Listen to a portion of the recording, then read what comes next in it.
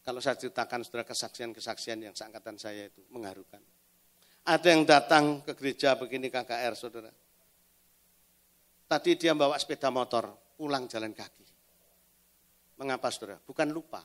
Sepeda motornya diserahkan untuk penginjilan. Luar biasa. Lalu yang lebih mengharukan lagi, ada yang menabung uang karena sepatunya itu sudah mengkap-mengkap gitu saudara. Full air condition, ya saudara. Gitu saudara. Dia rencana nanti mau beli sepatu baru. Tetapi uang tabungannya diserahkan. Enggak usah, jiwa-jiwa lebih penting daripada sepatu baru. Luar biasa saudara. Termasuk saya, termasuk Rianto, termasuk teman-teman yang lain saudara. Mau membayar harganya. Seperti itu. Pernah saudara punya pengalaman seperti itu?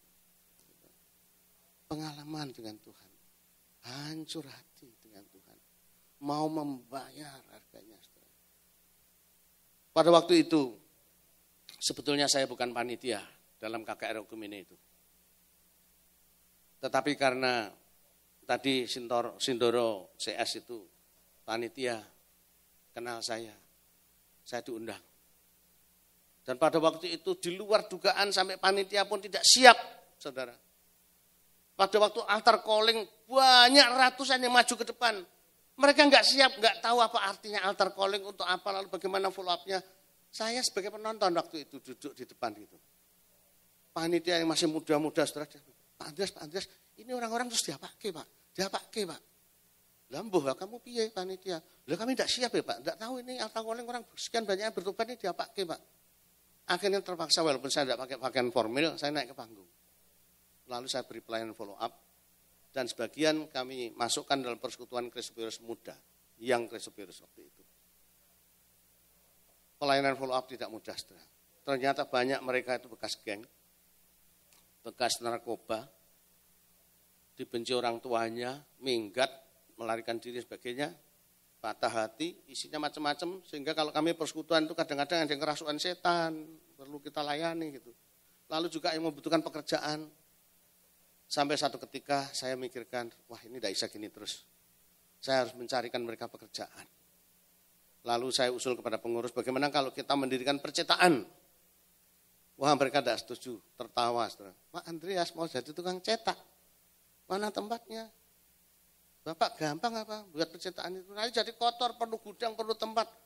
Dan saya khawatir, kalau Pak Andreas buka percetakan, Pak Andreas nanti tidak mengajar. Kami butuh Pak Andreas menyampaikan firman Tuhan, bukan tukang cetak. Tapi saya lawan, saudara. Inilah bahayanya pimpinan kalau tidak mau dengar nasihat. Saudara. Karena saya pikir, saya benar, maksud saya mau menolong pemuda-pemudi ini yang tidak punya kerjaan. Akhirnya diam-diam saya dengan staf saya pribadi ini, namanya Samuel, beli sendiri, saudara, mesin cetak. Wah, sombong, wangkoh. Beli sendiri, offset. Wah nggak tanggung-tanggung itu saudara, offset. Tapi waktu terjadi percobaan, saudara, waktu itu hari Minggu kan hari Sabat ya. Saya malah mencoba mesin offset ini. Hari Minggu, saudara. Di rumah saya tinggal di atas, ini di aula di bawah. Saya coba mesin offset ini. Dan karena di rumah, saudara, saya pakai celana pendek, kaosan, juga nggak pakai sandal, nggak pakai sepatu. Saya coba mesin offset ini, masuk listrik, on. Kandil, saudara. Nempel saya, gini, saudara. Mau bilang, help, tolong, enggak bisa, saudara. Ribuan watt 220 tanpa sandal. Tangan saya paksa tarik, luka berdarah, yang sini kandil. Ini lepas, ini. Waduh, saya baru tahu, luar biasa. Saudara. Waktu itu bagaimana? Hari Minggu, saudara. Enggak ada orang lain. Anak istri saya ada di atas. Saya tidak bisa teriak, saudara. Kaki ini begini, saudara. Ini nafas itu seperti orang kalau sudah lari jauh itu, saudara. Tidak bisa bilang help. Tidak bisa, saudara. Apalagi SMS belum ada waktu itu. Juga tidak bisa, bagaimana, saudara? Tidak bisa, saudara. Ya. Waktu itu langsung saya secara refleks itu, oh matiku kena strom. Tapi saya juga sempat berpikir mengapa Tuhan. Why? Dan Tuhan tahu hambanya ini sedang diuji. Maka Tuhan kirim malaikatnya, saudara. Luar biasa. ada kuasa yang luar biasa mendorong saya terlempar. Kuasa apa ini? Sedangkan saya tidak bisa lepas.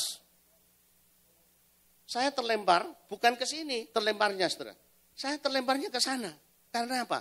Ternyata tombolnya listrik itu di sana. Dan pada waktu saya terlempar ke sana, jebol, saudara. Bukan hanya stekernya lepas, temboknya jebol. Luar biasa. Jebol, saudara. Akhirnya saya terlepas. Waktu saya terlepas, saudara, kok di tembok ini ada darah. Oh, ternyata darah saya. Ada jari yang hampir putus, saudara. Untung saya bisa sambung kembali, saudara. Kalau enggak bisa main gitar, enggak bisa main organ, saudara ya.